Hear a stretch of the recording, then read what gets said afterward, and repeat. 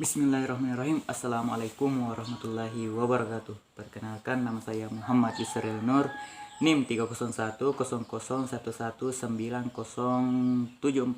Jadi saya adalah mahasiswa di UIN Alauddin Makassar, jurusan Akidah dan Filsafat Islam, semester 3. Jadi pada kesempatan kali ini saya akan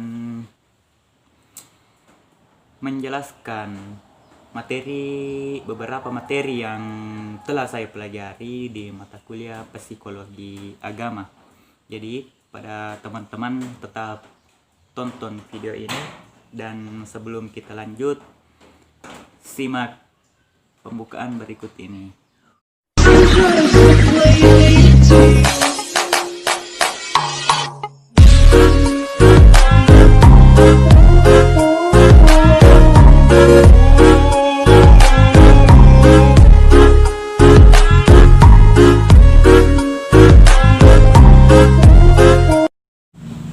Nah, mungkin dari teman-teman ada yang bertanya-tanya mengenai apa sih itu psikologi agama, apa pengertian psikologi agama, apa obyek-obyek kajian dalam psikologi agama, metode-metode penelitiannya, ruang lingkup, dan yang paling penting manfaat mempelajari psikologi agama. Jadi, psikologi agama menurut bahasa itu terdiri dari kedua kata, yaitu psikologi dan agama. Psikologi berasal dari bahasa Yunani, yaitu dari kata psik dan logos. Psik artinya jiwa, sedangkan logos berarti ilmu pengetahuan. Jika digabungkan menjadi ilmu tentang jiwa. Sedangkan agama berasal dari bahasa Sanskerta, yaitu dari kata a berarti tidak, gama berarti kacau. Jadi digabungkan menjadi tidak kacau. Jadi orang yang beragama adalah orang yang mempunyai aturan. Artinya mereka tidak kacau dalam menjalani hidupnya.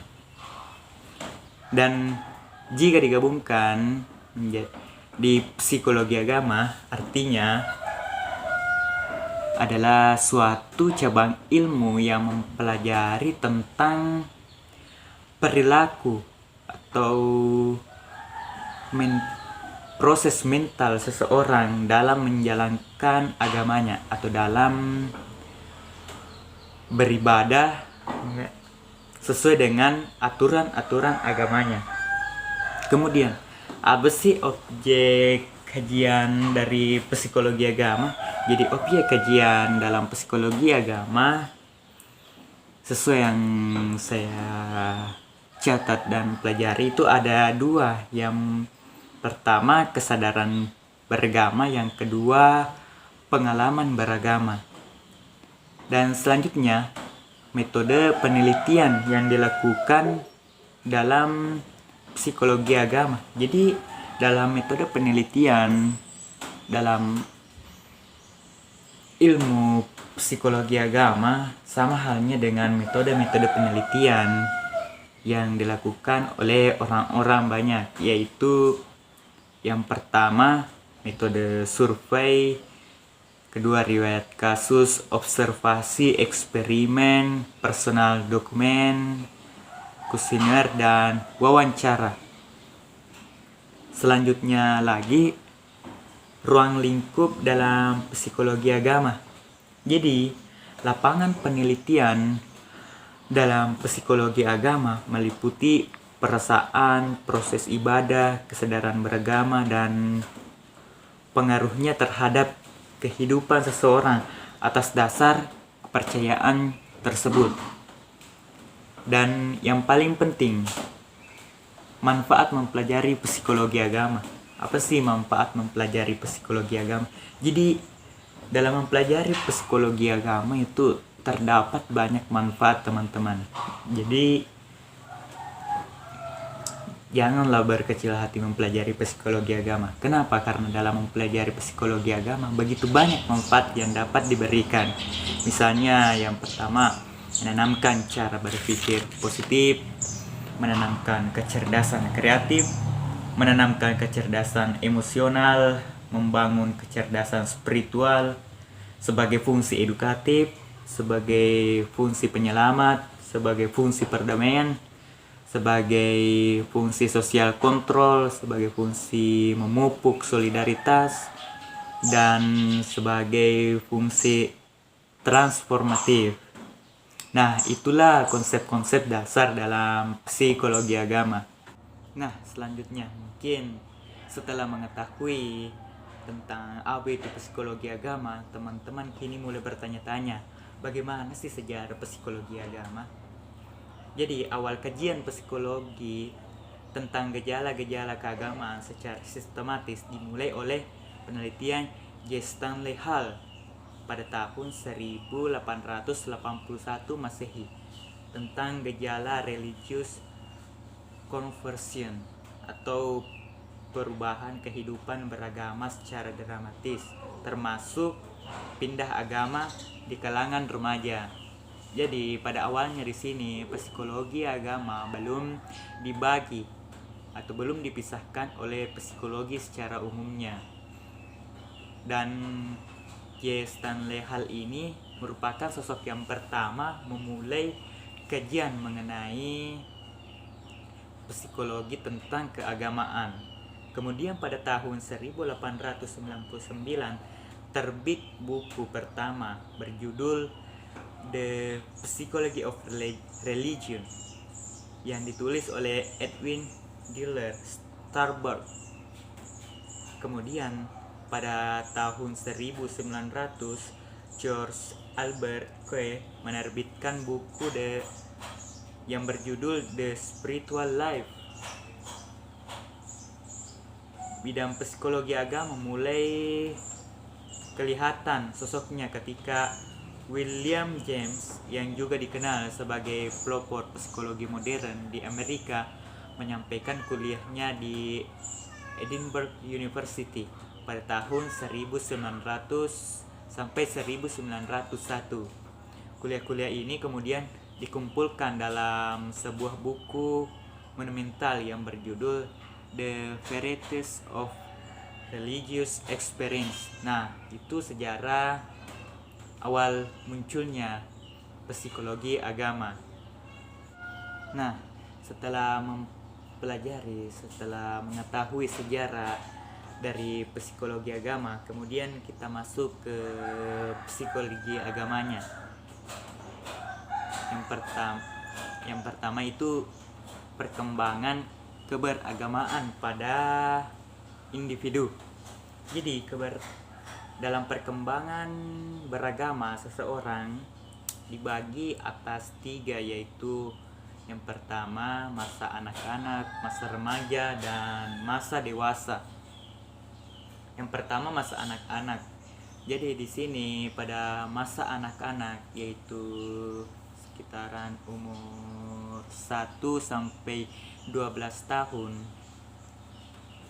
anak-anak cenderung masih mengikuti atau apa-apa yang di sekitarnya, yaitu terutama kedua orang tua.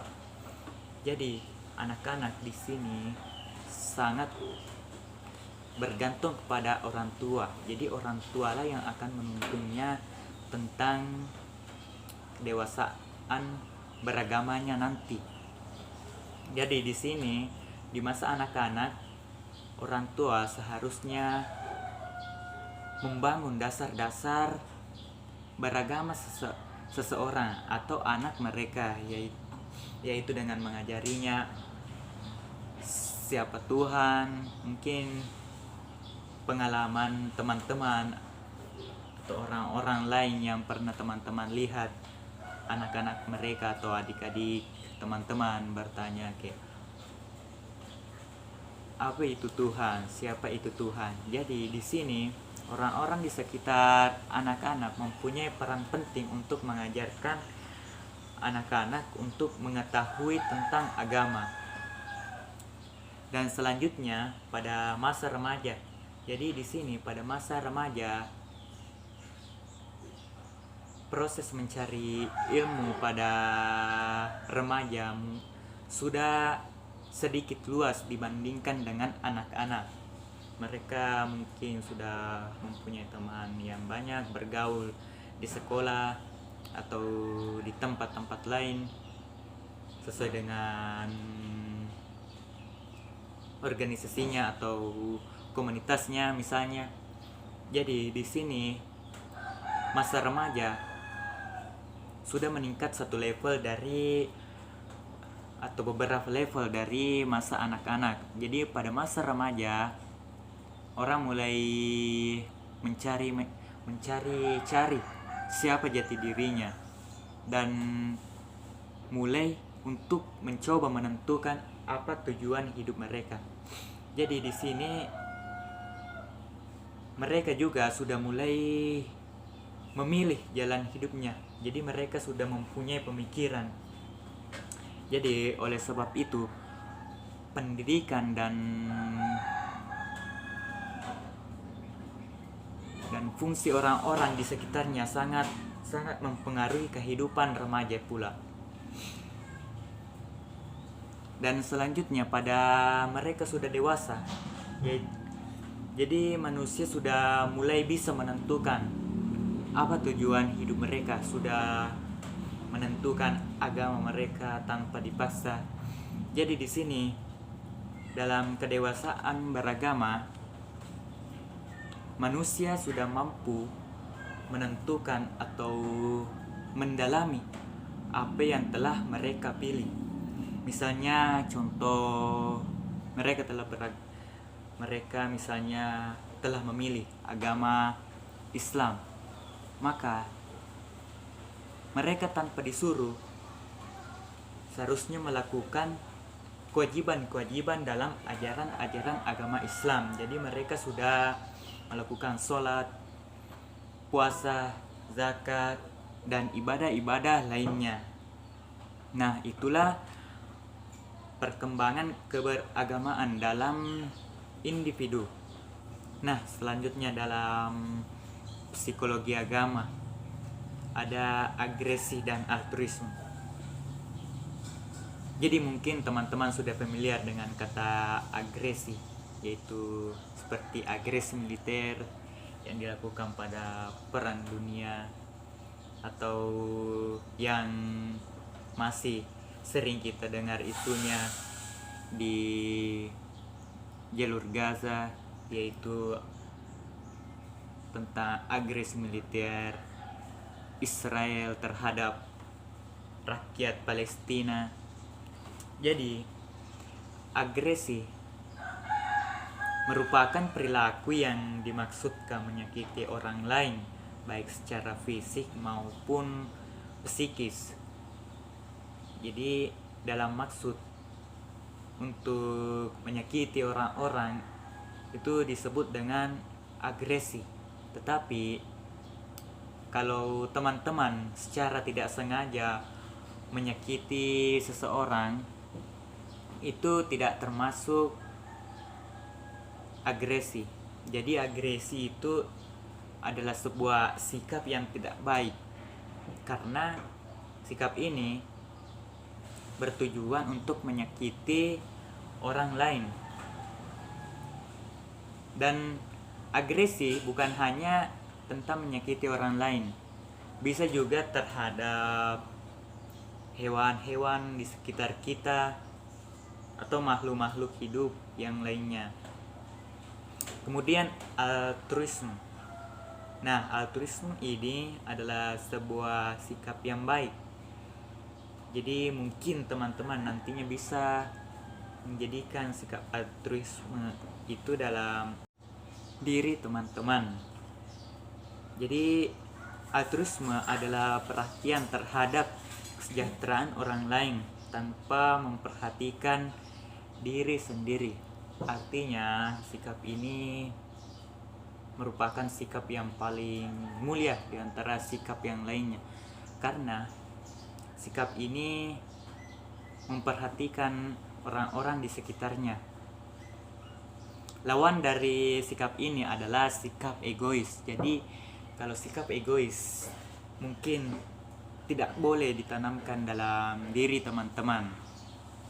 Nah, itulah pembahasan kita pada video kali ini. Mudah-mudahan bermanfaat dan semoga nantinya pengetahuan kita mengenai psikologi agama terus bertambah.